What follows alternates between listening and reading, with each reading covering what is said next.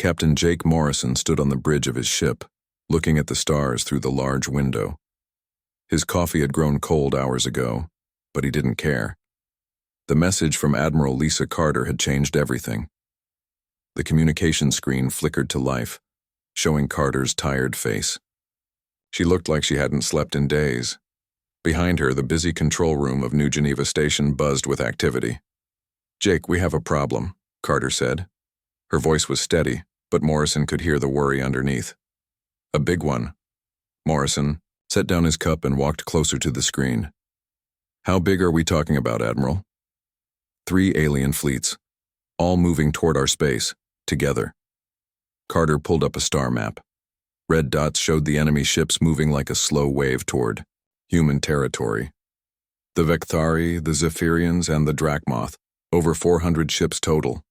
Morrison whistled low. He had fought each of these alien races before, but never all at once. The Vecthari were made of living crystal, and their ships could heal themselves. The Zephyrians were like giant bugs that shared one mind across their entire fleet. The Drachmoth were lizard people who loved to fight and never gave up. "What do they want?" Morrison asked. Commander Alex Rodriguez appeared on the screen next to Carter. His uniform was wrinkled, and his dark hair was messy. "They say we've taken too much space. They want us to give up 12 colonies and stay in our home solar system. Forever." Morrison laughed, but there was no humor in it. "And if we don't?" "They'll wipe out every human in the galaxy," Rodriguez said. Their words, not mine. The bridge. Crew behind Morrison had gone quiet. Everyone was listening now. Morrison's second-in-command, Lieutenant Sarah Kim, stepped forward. "Sir, what are our orders?" she asked. Before Morrison could answer, Carter spoke again. "Jake, I'm sending you new instructions. Sealed orders. Don't open them until you receive Code 7. Morrison nodded. He knew what Code 7 meant. It was the most secret code in the human military. Only 5 people in the entire fleet knew what it really meant. On Earth, President Nathan Brooks sat in the emergency meeting room deep under the White House. Around the table sat the most powerful people in human space. General Mike Thompson, the head of all human military forces. Dr. Michelle Garrett, the smartest scientist humanity had ever produced.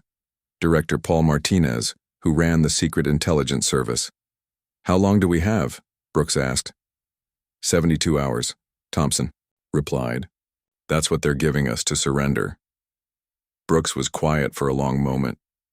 He was a young president, only 45 years old. Many people had said he was too young for the job. Today, he would prove them wrong. "Michelle, is the Prometheus project ready?" he asked. Dr. Garrett nodded.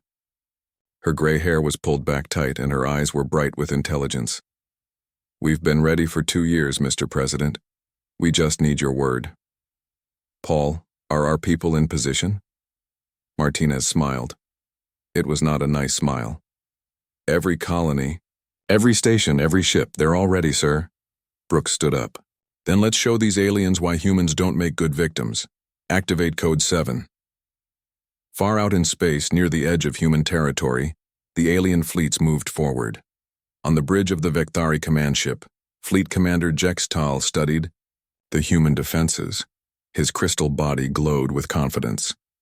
"These mammals are weak," he said to his officers. "Look at their pathetic fleet. 40 ships to our 400. On the Zephyrian hive ship, Node Crixith shared Jex Tal's thoughts with the entire Zephyrian fleet. Thousands of bug-like aliens clicked their agreement. The humans would be easy to crush. War Chief Scaleth of the Drachmoth fleet was the most eager for battle. His lizard warriors had been disappointed by how easily humans died in their previous fights. "We will take their worlds and eat their young," he declared. The 3 alien commanders had one video call to discuss their final attack. They laughed about how scared the humans must be. They made jokes about human weakness. They planned how to divide up human territory after the war. None of them noticed the small objects floating in space around them. The objects looked like space junk or old satellites. They had been there for months, sending out weak signals that seemed like random noise. Dr. Garrett watched the aliens approach from her secret base on Europa. one of Jupiter's moons. Around her, dozens of scientists and engineers worked at computer screens. The room hummed with quiet activity. "They're exactly where we want them," reported her assistant Pete Sullivan. He was a young man with nervous energy, but his work was always perfect. Amy Watson, the base's communication officer, looked up from her screen. "All stations are reporting ready, Doctor. We have full coverage of the approaching fleets." Garrett smiled. She had been working on this plan for 5 years. Every detail had been checked and double-checked. The aliens thought they were hunting humans. They had no idea they were walking into the most carefully planned trap in galactic history. "Excellent," she said. "Begin final preparations." Back on Morrison's ship, the sealed orders had arrived, but Code 7 hadn't been given yet. Morrison and his crew could only wait and watch as the alien fleet got closer. "Sir," Lieutenant Kim said, "they're broadcasting on all frequencies. They want to talk." Morrison nodded. "Put them through." Jextal's crystal face appeared on the screen. His voice sounded like breaking glass. "Human Captain, this is your final warning. Surrender now, and some of your kind may live as slaves." Morrison looked at the alien commander for a long moment. Then he smiled. It was the kind of smile that made smart people very nervous. "Commander Jextal," he said, "I have a message for you two. Turn around and go home. This is your only chance." The alien laughed, a sound like crystal wind chimes in a hurricane. "You think your 40 ships can stop 400? Your species is even more stupid than we thought." "Maybe," Morrison said, "but you know what we humans say. It's not the size of the dog in the fight, it's the size of the fight in the dog." Jextal cut the communication. The alien fleets continued their approach. Morrison turned to his crew. "All stations battle ready. This is going to be interesting." In space, the automated warning beacons that marked human territory began broadcasting their final message. The words were simple, but they carried the weight of human determination. "Warning. You are entering human space. Turn back now.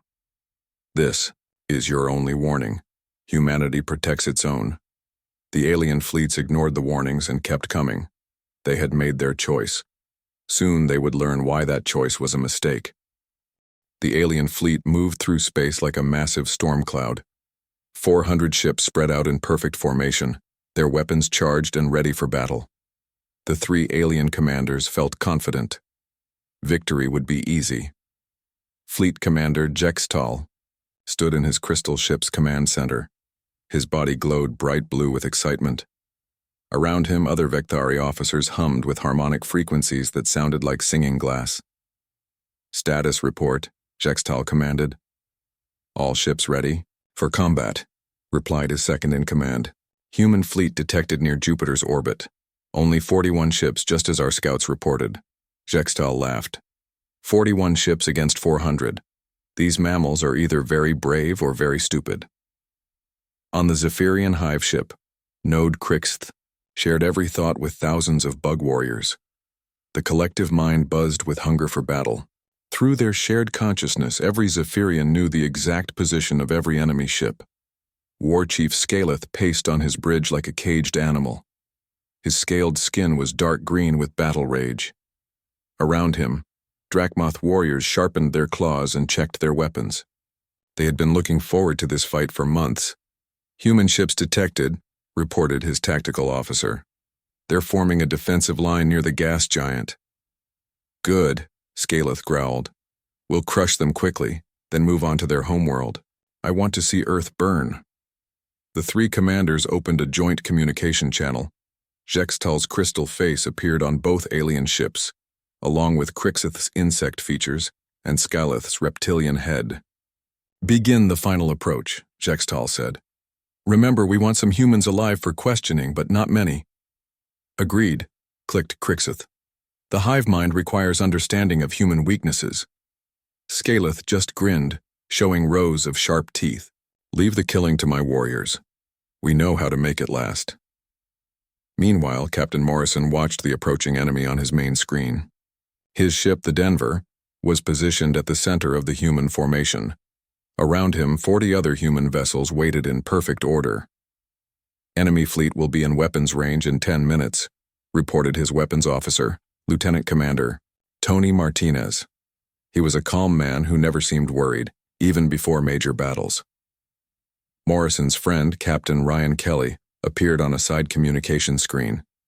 His ship, the Falcon, was positioned on the formation's right wing. "Jake, are you sure about this plan?"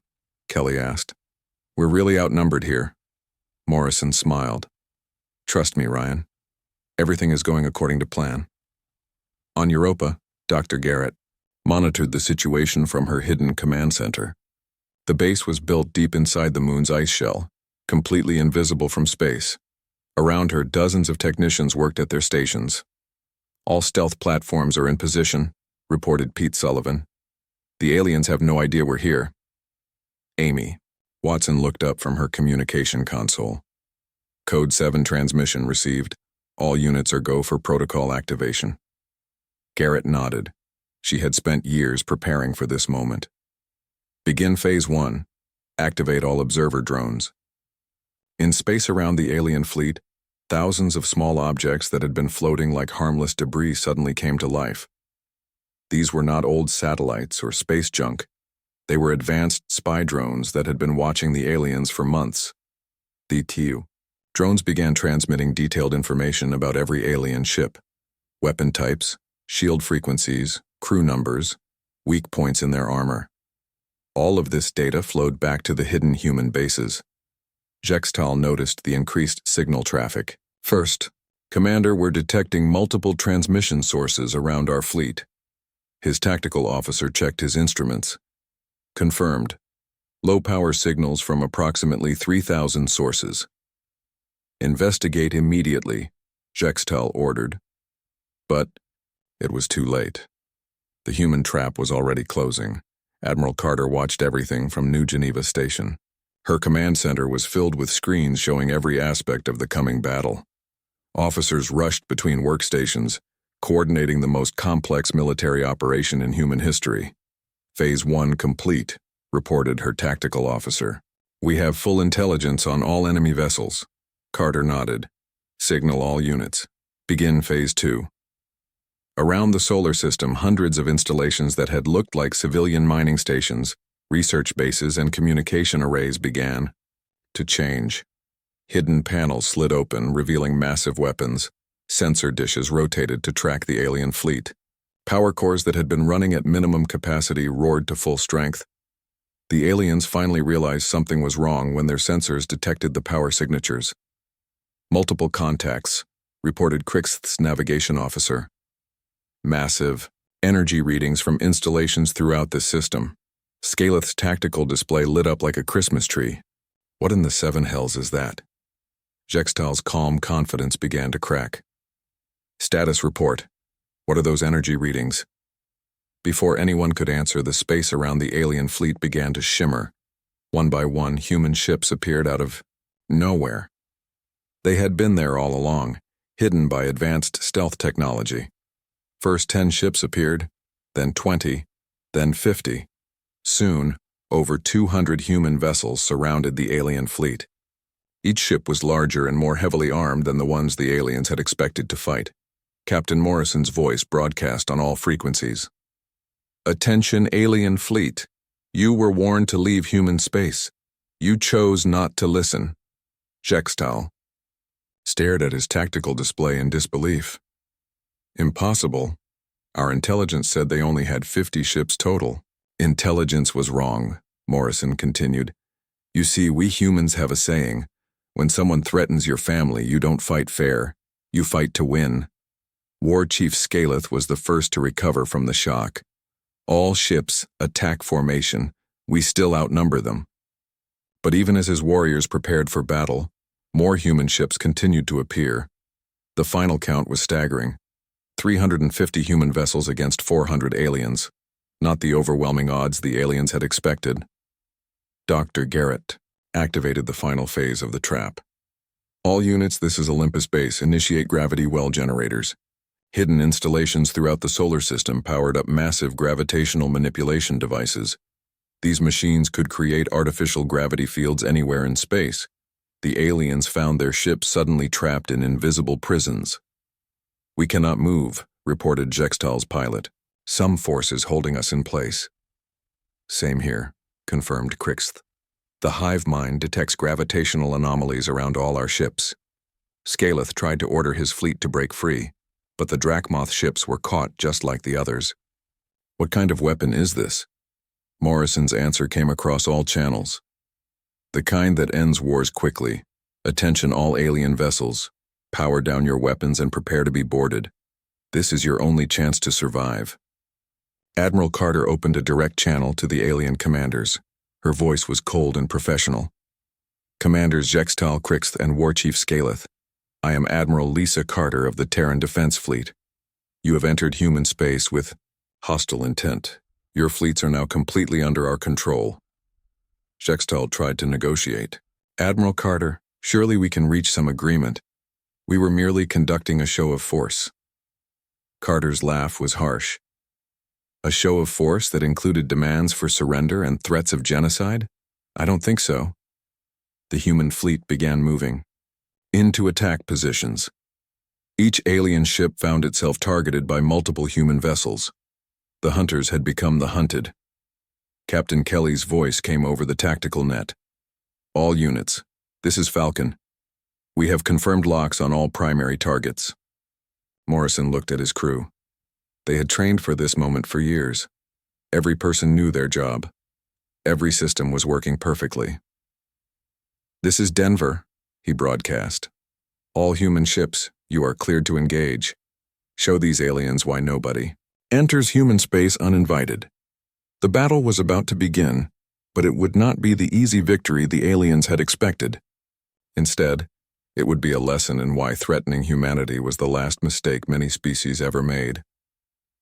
In her command center, Dr. Garrett watched the tactical displays with satisfaction. Years of preparation had led to this moment. The aliens thought they were fighting desperate humans making a last stand. They were wrong. This was humanity showing the galaxy what happened when someone threatened their home. The first human weapons fired at exactly the same moment across 300 ships. Streams of energy and projectiles crossed space with deadly precision. The alien commanders watched in horror as their carefully planned invasion turned into a nightmare. Admiral Carter coordinated the attack from New Geneva Station. Her officers worked with calm efficiency, directing the human fleet like a perfectly tuned orchestra. Every shot was calculated. Every target was chosen for maximum effect. "Primary targets are the command ships," Carter announced. "Disable their leadership first." Captain Morrison led the assault on Jextal's Crystal flagship. The Denver moved through space with grace that surprised the aliens. Human ships were faster and more maneuverable than any intelligence report had suggested. "Target their main communication array," Morrison ordered. "Cut them off from the rest of their fleet." Lieutenant Commander Tony Martinez worked at his weapons, console with steady hands. "Locked on target. Firing."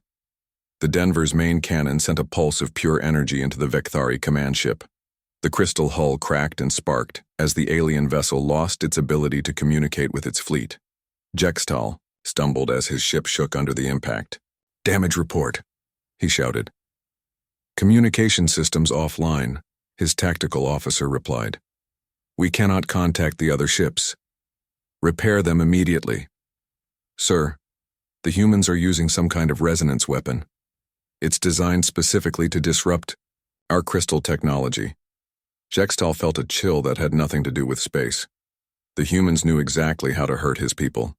This was not luck. This was detailed knowledge gained through years of study. Captain Ryan Kelly's ship, the Falcon, targeted the Zephyrian hive vessel. The bug aliens relied on their shared mind to coordinate attacks. Kelly knew that disrupting their mental connection would throw their entire fleet into chaos. "Amy, activate the neural disruption field," Kelly ordered his science officer, Lieutenant Amy Roberts. The Falcon projected a field of energy that interfered with the electrical signals the Zephyrians used for their hive mind. Thousands of bug warriors suddenly found themselves cut off from each other.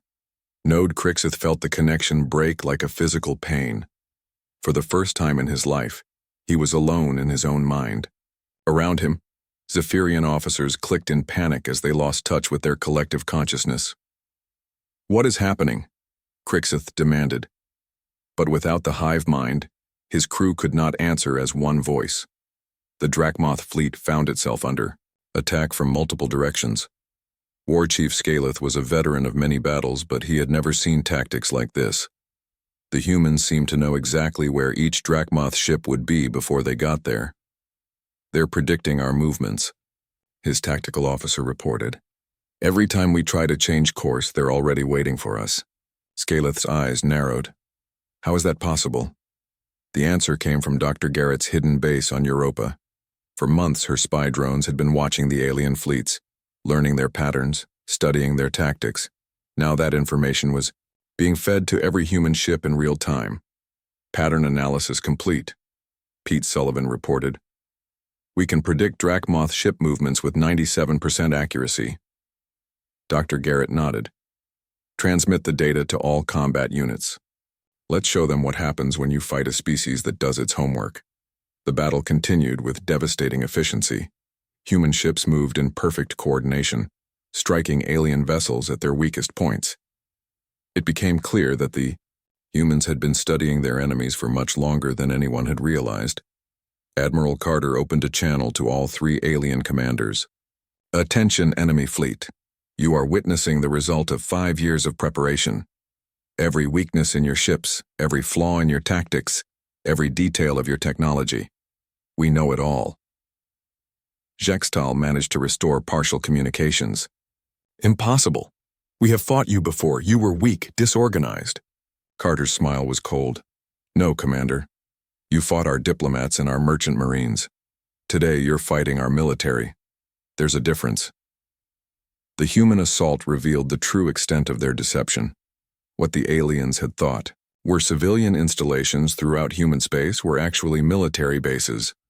Mining stations unfolded to reveal massive weapon platforms. Communication arrays turned out to be sensor networks that tracked every ship for light years in every direction. Captain Morrison's tactical officer, Lieutenant Sarah Kim, coordinated strikes against the Vekthari fleet. "Sir, we have 17 enemy command ships disabled and 43 support vessels taken out of action." "Excellent work," Morrison replied. "Begin boarding operations." This was perhaps the most shocking revelation of all. Human soldiers had been hiding throughout the solar system for years, waiting for exactly this moment. Transport ships that had seemed empty suddenly disgorged hundreds of armored Marines. Colonel Steve Parker led the first boarding party against a Vekthari cruiser. His Marines moved through the ship's crystal corridors with deadly efficiency. Each soldier was equipped with weapons specifically designed to fight crystal-based aliens. "Remember," Parker told his troops, "we want prisoners for interrogation, but if they resist, put them down hard." The Vekthari crew fought bravely, but they had never faced human soldiers in close combat. Humans were faster, stronger, and more vicious than any species the aliens had encountered. Major Kate Williams led a second boarding team against a Zephyrian vessel. Her soldiers used sonic weapons that disrupted the bug aliens' sensitive hearing. Without their hive mind and with their senses scrambled, the Zephyrians could barely fight back. "Sector 7 secured," Williams reported. Moving to the bridge, the Drachmoth put up the fiercest resistance, but even their warrior culture could not match human determination. Sergeant Bill Murphy and his team fought through the lizard ship's corridors, facing enemies that were individually stronger but less coordinated. "These lizards are tough," Murphy called out as he ducked behind cover. "But they don't work as a team like we do." His squad moved with perfect coordination, each soldier covering the others. The Drachmoth fought like individual warriors. The Eta humans fought like a single organism with many hands. War Chief Scaleth found himself trapped on his own bridge as human soldiers advanced through his ship. "How did they board us so quickly?" he demanded. His answer came when the blast doors opened and Colonel Parker stepped through. The human was smaller than Scaleth but radiated dangerous confidence. "Simple," Parker said, his voice calm despite the battle raging around them. "We've been planning this for 5 years. You walked into our system, right into our trap. As more alien ships fell to human forces, The scope of the deception became clear. The human fleet that had seemed so small was actually just the visible portion of a much larger force. Stealth ships continued to decloak, revealing the true size of humanity's military. Dr. Garrett monitored the battle from her command center. Phase 3 complete. All major alien vessels are disabled or captured. Amy Watson looked up from her station. Doctor, we're receiving surrender requests from several enemy ships. Forward them to Admiral Carter. This is her show now. On New Geneva Station, Admiral Carter received the surrender requests with grim satisfaction. The alien fleets that had entered human space with such confidence were now broken and defeated. Signal all human units, she ordered. Begin prisoner processing. I want every alien commander brought to New Geneva for questioning. The battle was effectively over. In less than 4 hours, humanity had defeated a fleet 4 times larger than their visible forces. The key had been preparation, deception, and the willingness to fight with everything they had. Captain Morrison looked out at the wreckage of the alien fleet. Dozens of ships drifted powerless in space. Others were under the control of human boarding parties. It was a complete victory. Sir, Lieutenant Kim reported, we're receiving a transmission from Earth. President Brooks wants to speak with the fleet. Morrison nodded. Put him through. President Brooks appeared on the main screen. Behind him, the emergency command center buzzed with activity. Excellent work, Captain, all of you. You've shown the galaxy what happens when someone threatens our home. The young president's words were broadcast not just to the human fleet, but to every alien ship in the system. The message was clear. Humanity was not the weak, divided species their enemies had believed them to be. We are one people, Brooks continued, and we protect our own. Always. The aliens who had entered human space expecting an easy victory now faced a harsh truth. They had not been fighting scared colonists or desperate refugees. They had been fighting the most dangerous species in the known galaxy, and they had lost. The defeated alien commanders found themselves aboard New Geneva Station as prisoners. The massive space station orbited Earth like a steel moon, its weapons trained on the remnants of their fleets. For the first time in their lives, they were completely powerless. Admiral Carter walked into the main conference room where the 3 alien leaders waited. Behind her came President Brooks, who had traveled up from Earth specifically for this meeting. The human leaders' faces showed no mercy. Fleet Commander Zextal's crystal body had dimmed to a dull gray. Defeat had drained the light from his alien form. Admiral Carter, he began, his voice like breaking glass. Surely we can negotiate terms. Carter sat down across from him. Her voice was calm and cold. You came to our space with 400 warships. You demanded our surrender. You threatened to wipe out our entire species. What exactly do you think we should negotiate? Node Crixeth clicked nervously. Without the hive mind connection, the bug alien seemed lost and confused. We did not understand human capabilities. We acted on incomplete information. No, President, Brooks said firmly. You acted on arrogance. You thought we were weak because we preferred trade to war. That was your mistake. War Chief Scaleth, despite being a prisoner, still carried himself like a warrior.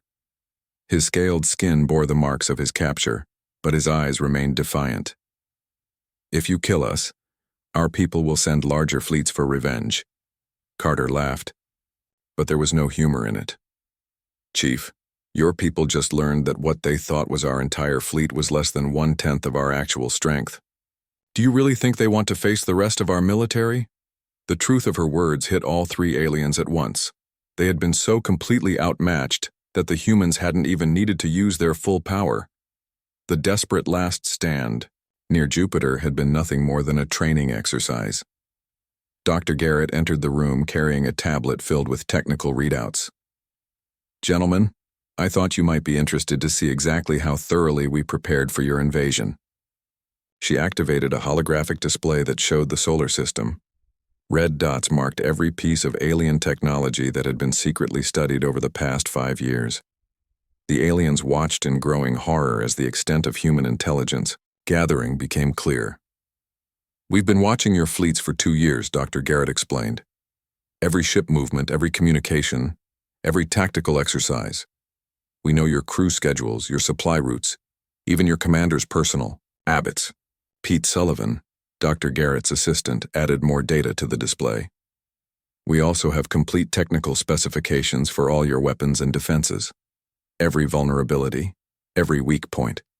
We could have disabled your entire fleet without firing a shot.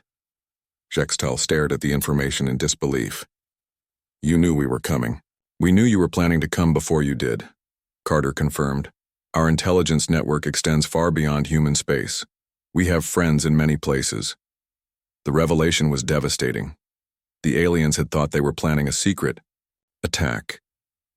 In reality, humanity had been watching and preparing every step of the way. President Brooks stood up and walked to the large window overlooking Earth. The blue and green planet turned slowly below them, peaceful and beautiful. Do you see that world? He asked. That's our home. Our children live there. Our families, our history, everything we care about. He turned back to face the alien prisoners. You threatened to destroy all of that. Did you really think we wouldn't do everything in our power to protect it? Meanwhile, throughout human space, other alien species were learning about the battle's outcome. The news spread quickly through the galaxy's communication networks. Humanity had defeated a coalition of 3 major powers in a single day. On the Altarian homeworld, President Veltar called an emergency meeting of his military advisors. The bird-like aliens had been considering their own expansion into human territory. Cancel all plans regarding human space, Veltar ordered. Immediately. His defense minister's feathers ruffled with confusion. Sir, the humans still appear to be a young species. Surely we can handle them better than the others did. Veltar fixed him with a sharp stare. The humans just revealed that they've been hiding 90% of their military capability for years. How do we know they're not hiding more? How? Do we know anything about their true strength? Similar conversations were happening across the galaxy. The Nexari Empire, the Korthak Dominion, the Free Worlds Alliance. Every major power was reassessing their relationship with humanity. Back. On New Geneva Station, Admiral Carter was explaining humanity's terms to the defeated commanders. The list was not short. First, she said, immediate withdrawal of all alien forces from human-claimed territory. Not just your fleets, but all spy ships, listening posts, and infiltration teams. War Chief Scaleth growled. You know about our intelligence operations? We know about everything, Carter replied. We've known for years. We let you continue because it was useful to feed you false information. The aliens realized they had been played on every level. Their spies had been working for humanity without knowing it. Their intelligence had been carefully crafted lies. Their entire understanding of human capabilities had been deliberately wrong. Second, Carter continued, full reparations for the cost of defending against your unprovoked attack. We calculate the amount at approximately 50 billion galactic credits. 50 billion. Jextal's crystal body flared with shock. That will bankrupt our homeworlds. Then you should have thought about that before you came here with weapons charged, President Brooks said coldly. Captain Morrison entered the room with a report from the cleanup operations. Admiral, we finished searching all the alien vessels. We found something interesting. He handed Carter a data pad. As she read it, her expression grew darker. It seems you weren't planning to just conquer human space. You had detailed plans for enslaving our population and strip mining our worlds. The captured aliens had nothing to say to that. The evidence of their intentions was clear and damning. Dr. Garrett added her own findings. We also discovered that this attack was meant to be the first step in a larger campaign. You were planning to use our territory as a base to attack other species. So you weren't just threatening us, Carter said. You were threatening the entire galactic community. That changes things. She stood up and walked around the table, her boots clicking on the metal floor. Here's what's going to happen. You're going to return to your homeworlds and explain exactly what you found here. You're going to make it very clear that humanity is not to be threatened. And if we refuse? War Chief Scaleth asked. Carter's smile was sharp as a blade. Then we'll deliver the message ourselves. We know where all your worlds are. We know your defenses. We know everything. The threat hung in the air like a physical presence. The aliens understood that humanity was not bluffing. They had demonstrated their capabilities clearly enough. Captain Ryan Kelly joined the meeting via video link from his ship. Admiral, the prisoner transfer is complete. We have over 3,000 alien crew members in custody. Excellent, Carter replied. Begin the interrogation process. I want to know everything about their military capabilities, their allies, and their future plans. Jextal tried one last desperate plea. Admiral, surely keeping thousands of prisoners violates your own laws about treatment of captives. Carter's expression didn't change. Commander, you came here to commit genocide. You plan to enslave our children. You're very lucky that we believe in following our own laws, because if we didn't, this conversation would be very different. The alien commanders finally understood the full scope of their defeat. They had not just lost a battle. They had revealed humanity's true strength to the galaxy and marked their own species as enemies of the most dangerous military force anyone had ever encountered. You have 1 week to consider our terms, President Brooks announced. After that, we start making decisions for you. As the meeting ended and the aliens were escorted back to their cells, they knew their worlds would never be the same. They had awakened something they didn't understand and couldn't control. Humanity had shown its true face to the galaxy, and the galaxy would never look at them the same way again. 6 months after the failed alien invasion, the galaxy looked very different. The 3 defeated species had returned home as promised, carrying humanity's message to every corner of known space. That message was simple. Humanity was not to be underestimated ever again. President Brooks stood in the Oval Office looking out at the peaceful Earth sky. Admiral Carter sat across from his desk, reviewing reports from across human space. The news was remarkable. Trade requests are up 400%, Carter reported. Every major species wants to establish formal diplomatic relations. The Nexari Empire has offered us exclusive mining rights in the Outer Rim. The Altarians want to share their advanced medical technology. Brooks smiled. Fear makes for excellent diplomacy, doesn't it? It's not just fear, sir, Carter replied. It's respect. They finally understand that humanity is a major galactic power. The transformation had been swift and complete. Species that had ignored human diplomatic efforts for decades now competed for humanity's attention. Trade routes that had been closed to human merchants were suddenly open. Territorial disputes that had dragged on for years were resolved in humanity's favor overnight. On New Geneva Station, Dr. Garrett supervised the analysis of captured alien technology. Her teams worked around the clock, reverse engineering weapons, and defensive systems that would keep humanity ahead of any future threats. The Vecthari crystal technology is particularly interesting, Pete Sullivan reported. We can adapt it for our own defensive shields.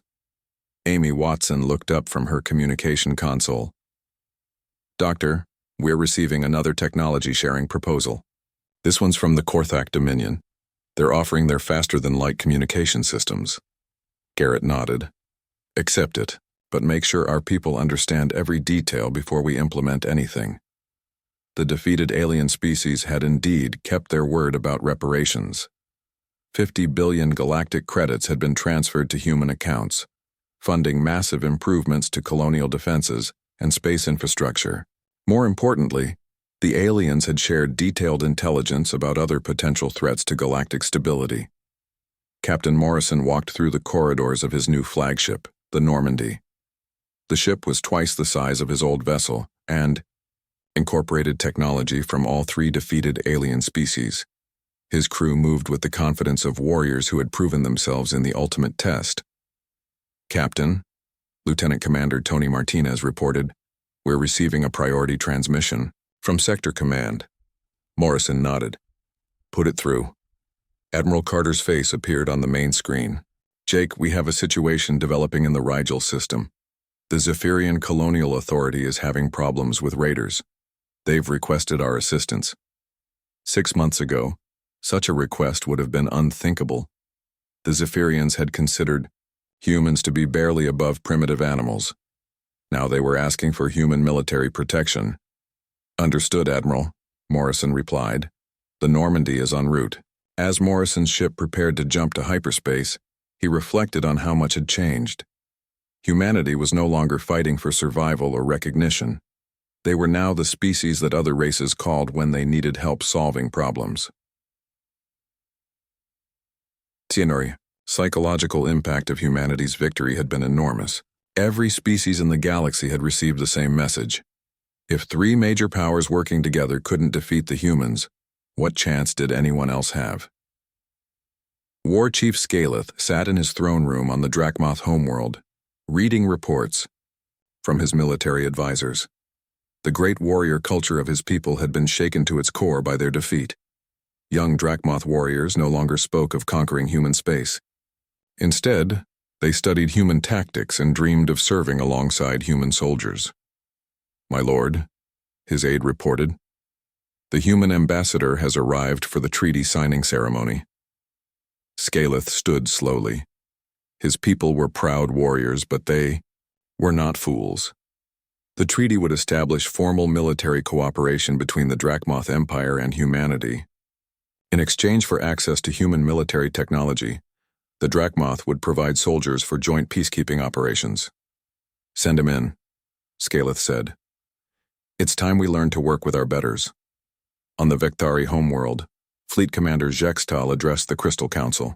His body still bore the cracks from his defeat at human hands, but his voice carried new wisdom. The humans offered us a choice, he told the assembled leaders.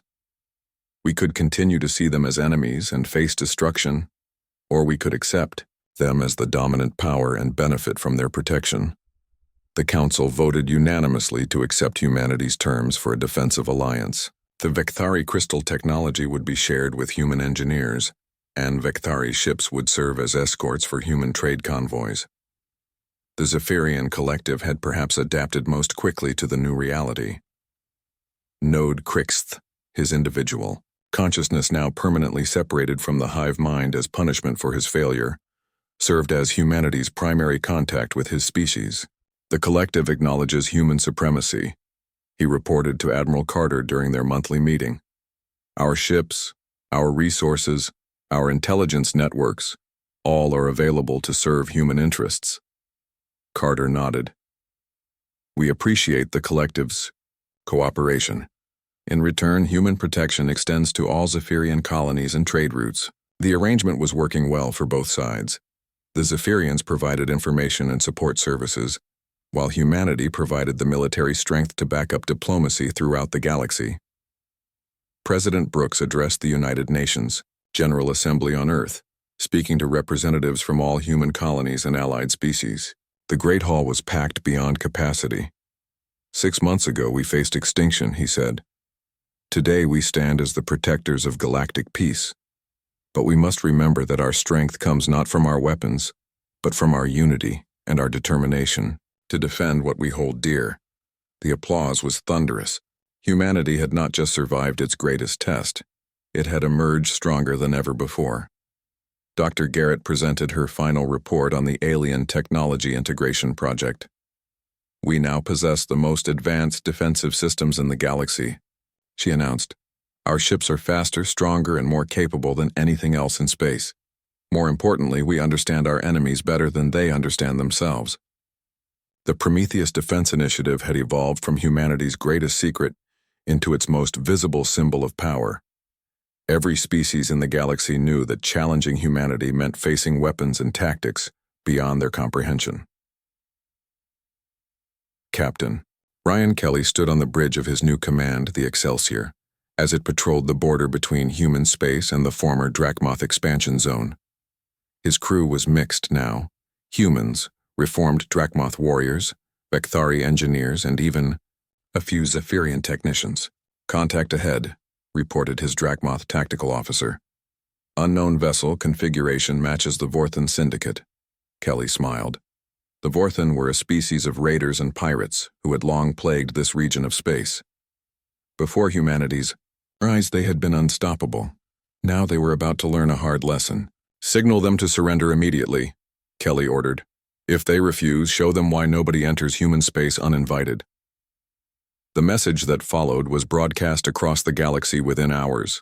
The infamous Vorthon raider fleet had been destroyed by a single human ship crewed by former enemies now working together under humanity's banner. In the months that followed, similar encounters reinforced humanity's reputation. Species that had once terrorized entire star systems now fled at the first sign of human intervention. Piracy and raiding virtually disappeared from civilized space. The galaxy had entered what historians would later call the Pax Humana, the human peace. Not because humans ruled directly over other species, but because their power was so overwhelming that few dared to disturb the peace they enforced. Admiral Carter stood in her office on New Geneva Station, looking out at the stars. Earth turned slowly below, safe and protected by the most powerful military force the galaxy had ever seen. "Admiral," her aide reported, "the Galactic Senate has formally recognized humanity as a great power. They're requesting that we take a permanent seat on the Security Council." Carter nodded. "Inform President Brooks. I believe he'll be interested in that development." The recognition was long overdue, but it marked humanity's complete transition from struggling colonists to galactic superpower. The species that had once been ignored or threatened now begged for humanity's attention and protection. As the first year after the invasion came to an end, the changes were undeniable. Human technology had advanced by centuries.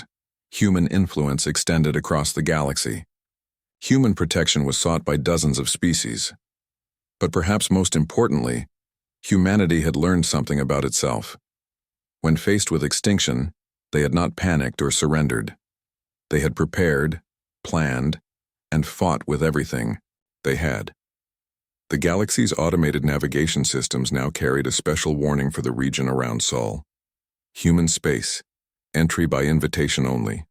Violators will be dealt with permanently. It was a simple message, but every species in the galaxy understood exactly what it meant. Humanity had claimed its place among the stars, and no one would ever threaten their home again.